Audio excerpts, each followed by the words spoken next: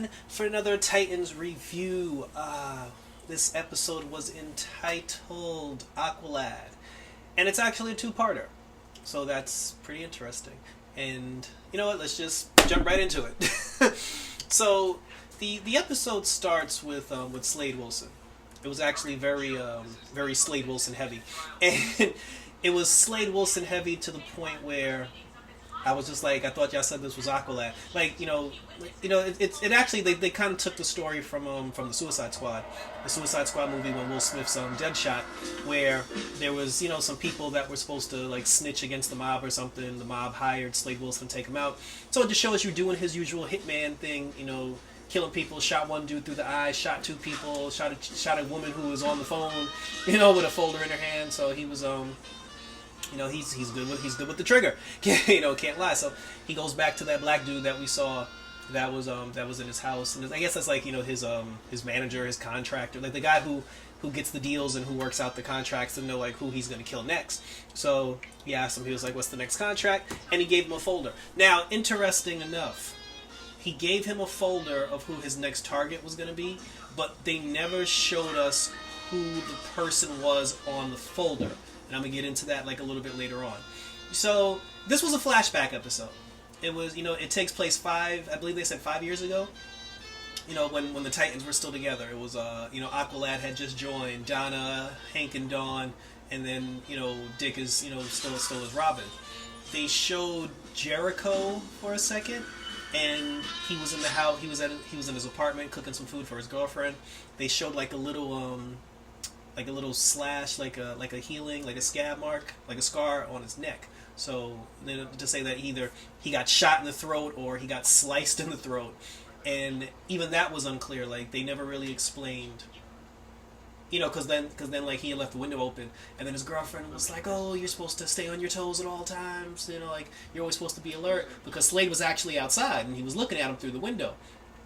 And this is weird because, is he after his son? Is Slade the one who cut his son's throat? Does he have beef with his son?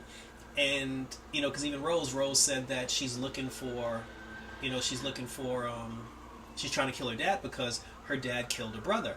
And there's something interesting there too. But again, we'll get to that towards the end. And with the Jericho character, now the actor who plays Jericho, I don't see like. When you look at Slade and then look at him, I don't see Slade Wilson's son aside from like the crew cut, but whatever. Not gonna. It is what it is. It'll grow on me. It'll most likely grow on me like everything else does. So, and then he's also he's into records. Like he has an obsession with records. He was buying records. He worked at a record store, and who knows, that may play into, because I know the Jericho character, he's supposed to have like the magic flute. Or like the horn that allows him to travel through dimensions, since he can't talk. And then he's supposed to be able to like go into people, or maybe that was just the Teen Titans cartoon that did that, but he's supposed to be able to like soul jump through people and speak through them because he can't speak on it. He can't speak. I don't even know if this kid has powers. Like they haven't said if he has metahuman powers yet. What his obsession with the records are. What's the deal that he has with his dad? Did his dad kill him? Is his dad trying to protect him? Whatever the situation may be. So anyway, we fast forward to the Titans, the OG Titans. They saved this family from getting robbed, from getting carjacked or like car robbed, and it was Aqualad's birthday. Obviously, because this takes place in the past, Dawn and Dick are together. Robin and Dove are a thing, and Hank seems to be cool with it. Like there wasn't any. Hank actually seemed very happy. Like he was in high spirits. He was in a good mood. I thought he'd probably be a little bit more of an a-hole, more brooding. More like mad. Him and Dick weren't even beefing. They weren't going at it. They didn't have any problems. So and this is weird because there's a point where Aqualad spoke to Dick, and he was just like, "Hey, you're with like you're the guy who's with the hot blonde," and then Dick said it was the right place at the right time because her and Hank had a falling out, and then I guess he was like, I guess she just needed somebody to fill the void. Wink, wink. But it's weird because if that was the case, you would think Hank would have beef with Dick, but nah, he just. Whatever happened between Hank and Dawn, I guess both parties were okay with it, and they knew it was going to be like a mutual thing. So whatever happened between Dick and Dawn, to the point where Hank swooped back in, That's going to be the interesting part because I actually want to know what's going on with that. Like they need to. I need a I need an episode called like Dick and Hank, like I need like a Dick, Don, and Hank episode just to at some point they just need to explain this whole like love triangle so we know like what happened or whatever. So Aqualad, he's been basically pining over Donna since they were 12 years old.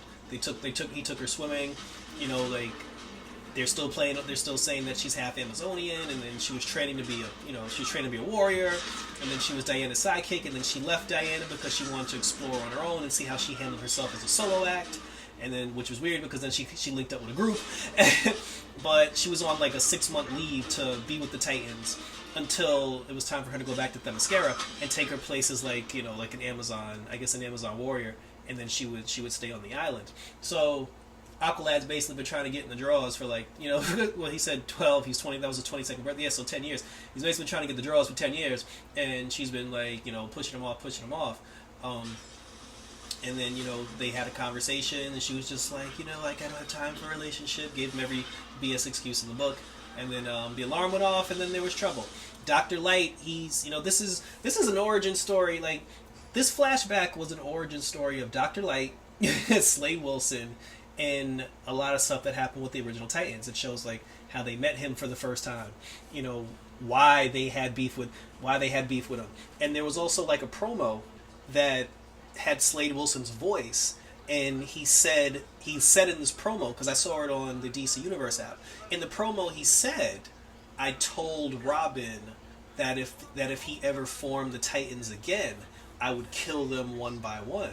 So there's beef here. Like there's a serious problem here. Like, and it's weird for Slade Wilson to say that because he's the one that like he's kind of the one that came after them. Like he's the one that took out one of their people. But again, I'll get to that towards the end. So so they go. So Dr. Light, he's basically getting revenge on one of his old boys, one of his old scientist friends, who stole a lot of his ideas and used them for his own personal gain.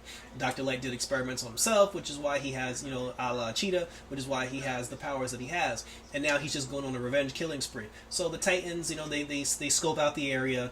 They try to find out, like who is this guy? What's he doing? Why is he in San Francisco? This, that, and the third. Donna ends up going to talk to one of the old Themyscirian old heads, and she told her that she wanted to go back, and then the woman was like, "Look, you got 6 more months here. Like you don't have to go back right now." But she's like, "No, I want to go back. Like I need to go back as soon as possible." So she's like, "All right, cool." She's like, "I'll get the jet, and then do what you gotta do, and then you can come back."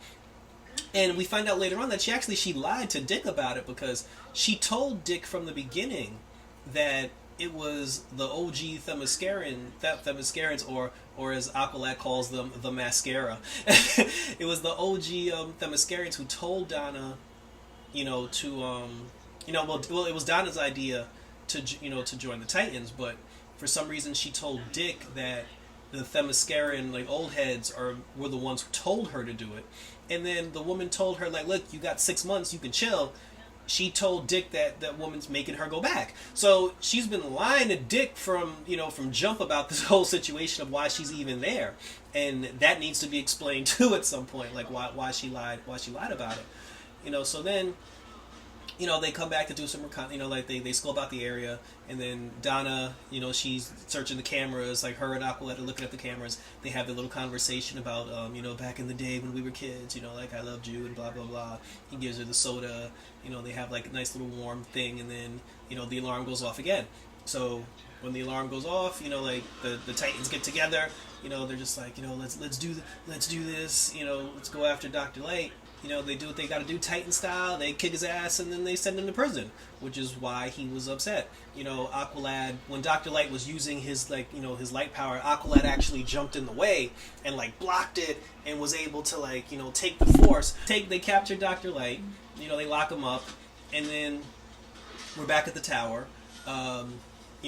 Donna ends up she ends up she's like, "All right, we got Dr. Light, so I'm out."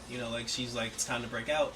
And then before she leaves, she ends up having sexual relations with one Aqualad, and then he's happy because he's like, after 10 long years, like finally her and I are gonna get together, and Dick's like, like, she didn't tell you that she was leaving, did she? So he rolls up on her at the airport. I don't know how he knew where the plane was gonna be. He rolls up on her at the airport.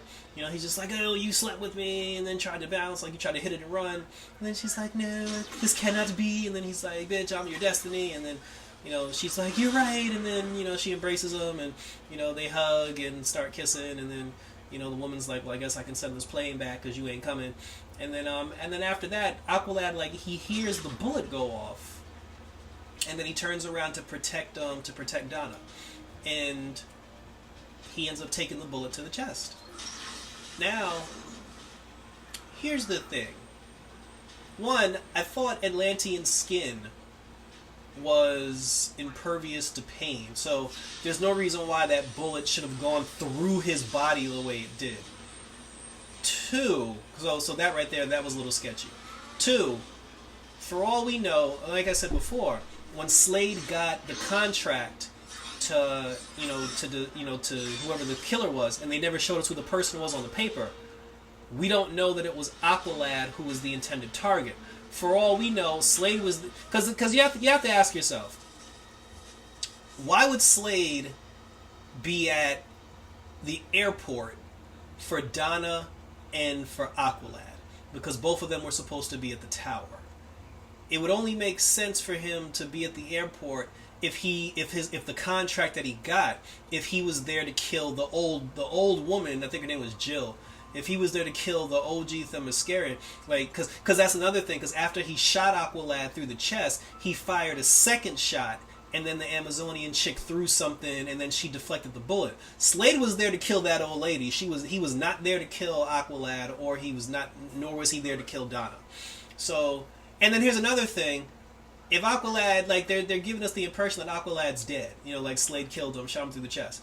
We never saw the funeral. We never saw the body. No one ever spoke of Aquaman. They never spoke of anyone from Atlantis. You never saw his body again. And everybody was just pissed, looking for revenge against Slade Wilson. So I don't even know if Aqualad is dead.